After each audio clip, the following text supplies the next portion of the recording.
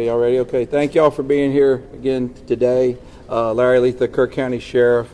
I'm going to kind of go over some brief notes with y'all real quick, then I'm going to pass it on to the mayor. Hundreds of first responders remain along the Guadalupe River in Kerr County working to reunite families. The large search and rescue effort, including local, state, federal, and volunteer agencies, continue. As of 8 a.m. Central Time, 87 deceased have been recovered in Kerr County, including 56 adults and 30 children. Identification is pending for 19 adults and 7 children, with 1 additional person still unidentified. At present, 5 Camp Mystic campers and 1 counselor still remain unaccounted for. We ask private boats to stay off the Guadalupe River to allow search and rescue teams to operate without any interference. This is a tragic time for us. We're so grateful and thankful for all the resources that have been provided to us to do this job. And I can assure you we will not stop until this mission is complete. At this time, I'm going to turn it over to City Mayor.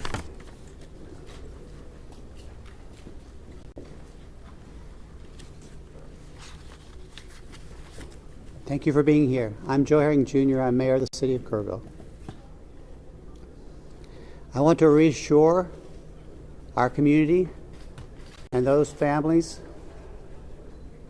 that the city, the county, the state, and the federal experts are working together, not separately, but as one team. If you go inside the Emergency Operations Center, you don't see silos. You see one team. I want to talk briefly about in-kind donations. The outpouring of generosity has been tremendous, and we are grateful. We are working on a new system to accept donations. And when those plans are complete, we will post them online on the city's Facebook page. We are grateful. We need a new system to handle the generosity of the world. Financial donations can still go to communityfoundation.net. That's the community foundation of the Texas Hill Country. Again, we are grateful for the generosity of the world. Over and over, I've asked you to pray. It occurred to me that I haven't asked you for what to pray specifically. Please pray for those who mourn, for those who wait, and for those who help. Now I'd like to call on Lieutenant Colonel Ben Baker.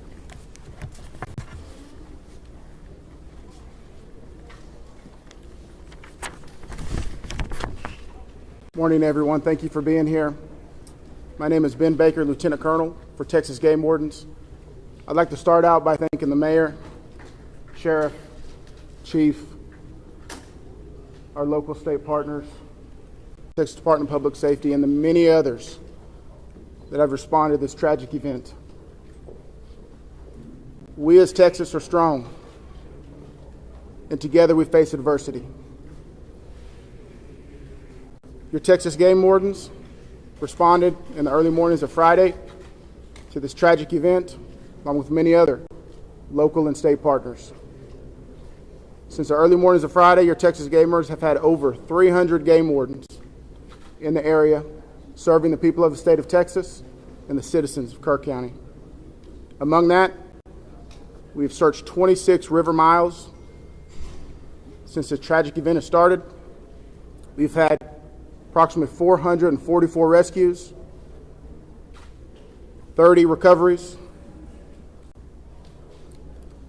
Some of our resources and assets we have dedicated to this tragic event include 2 helicopters with hoist teams, 12 drone teams, 10 K-9 units, 9 swiftwater boat crews, 15 airboats, 16 UTVs, and 169 four-wheel drive vehicles. Your Texas Game Wardens will remain here and serving the community. We just ask you to continue to pray for the victims, for the families, for your first responders, for everyone involved. We'll open it up now to questions. If anybody has any. Can you talk about how challenging it is for you guys in the mud, the big trees? What's been like the different terrain? No, thank you for that question. Extremely challenging. You know, we've got, of course, your Texas game wardens out there, your local, your state partners, Texas Task Force 1. We've got the National Forest Service out there. We've got A&M Forest Service. We've got numerous responders with specialized capabilities where we've got these large pile of debris.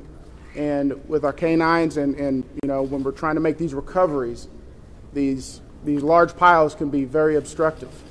And to get deep into these piles, it's very hazardous.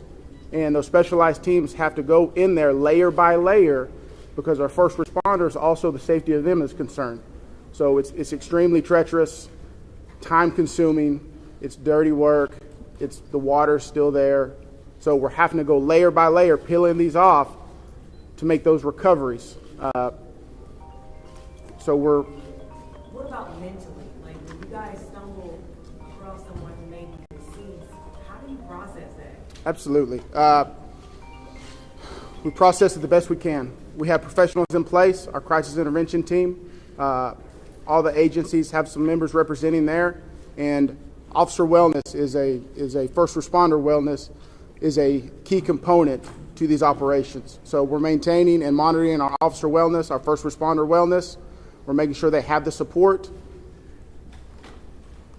It's very tragic whenever you see human life.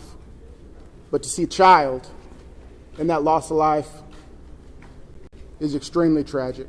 More rain is expected to come down west of us, and eventually it's going to get down to Guadalupe River. Is that going to put a halt to the searches? And if not, how are you going to change the trajectory of the search and rescue operations?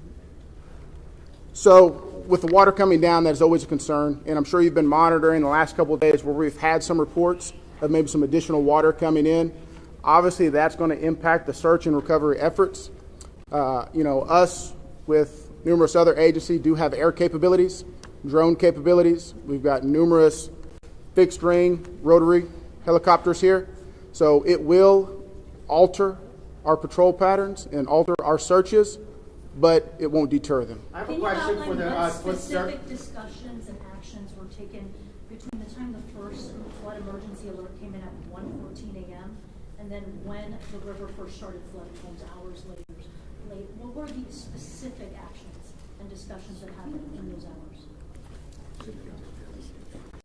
Can you repeat that again, please? Absolutely. I would like to know, if you could outline, please, what the specific actions and discussions were that local officials took between 1:14 a.m., that's when the first flood emergency alert came out, and hours later when the river first started flooding homes. What happened in those hours? What I can tell you, when I was first notified, it was around the 4 to 5 area. One of my sergeants was in dispatch when the first calls started coming in, the actual 911 calls come in. like at 4 in the morning. It was between 4 or 5 when I got notified. Okay, but prior to that, in that 3 to 4 area, my understanding is, and we're in the process of trying to put a timeline. You know, that's going to take a little bit of time. As I've told you several times, that is not my priority this time. There's 3 priorities. That's locating the people out there, identifying and notifying the next of kin. That is what I'm taking as my job as sheriff here to do. Okay. With all due respect, sir, I think that the community here is asking these questions. What happened? When did it happen? Was the emergency manager awake at the time? Did they push the button to issue an emergency alert? Sir, it's not that easy when you just push a button, okay? There's a lot more to that. And we've told you several times. So did it happen, sir? I can't tell you at this time. You Okay. can't tell me if the emergency manager Sheriff, actually issued an emergency Sheriff, alert. okay. Sheriff, who Shimon, is just give me a second. Emergency Answer the question. Operations Center? Who Let him runs answer the question. the Emergency I'll come back to you. Operations I ain't going nowhere. Appreciate it. Center? Who runs the Emergency Operations Center? We have a communication center, a dispatch, okay? We have a communication center. That's where the calls actually go to the police department, then they're forwarded to Right, us. but leading up to this, in monitoring the weather, there's, in any large city, in any state, there's an Office of Emergency Management that is monitoring the weather, that is watching and listening and getting briefings. Who was getting those briefings in this city, in this county? Who was receiving that information? And who would have ultimately made the decision to evacuate hearing what was coming in from the weather service and other people. Okay, what we would have done when we get notified, okay, I'm going to tell you. You're not emergency management though, right? The sheriff's not EOC. No, there is Who no, is I meant EOC? as the city.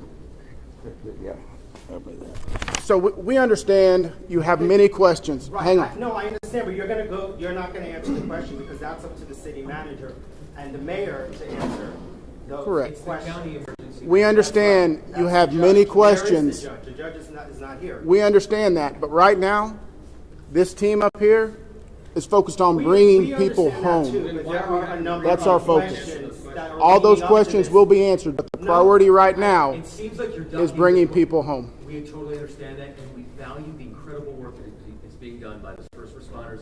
We're seeing them out there muddy and sweaty and grinding it out day after day.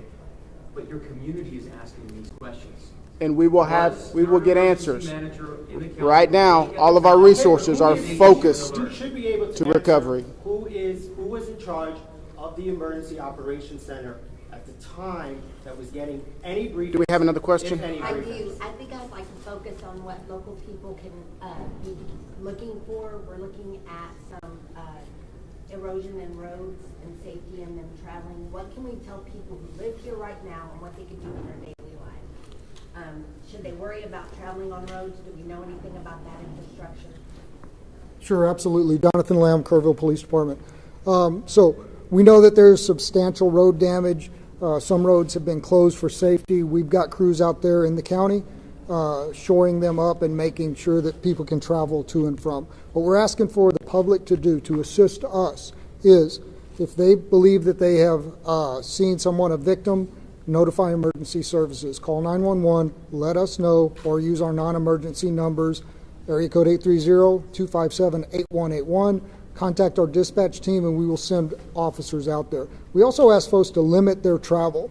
Our first responders have had a very difficult time getting to where they need to go because of the amount of people who are flooding our roadways. We understand there's natural curiosity. People want to come here and see the flood damage. Now is not the time for sightseeing. This operation is ongoing and continuous, and it will continue. I've got time for one more question.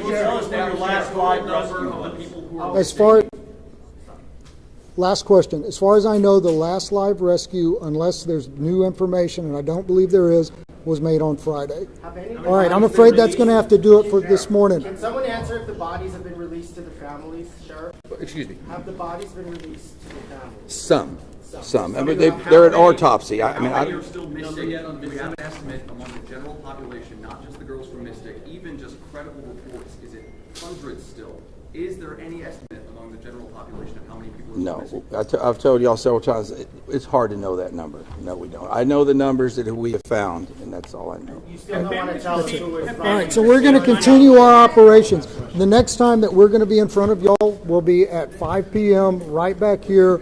If there is a critical update, again, we'll provide that information to you through the contact list that you have provided to us. Thank y'all. We appreciate it. Lieutenant? Sir, I had one other question. Maybe you can help. It was about the volunteers.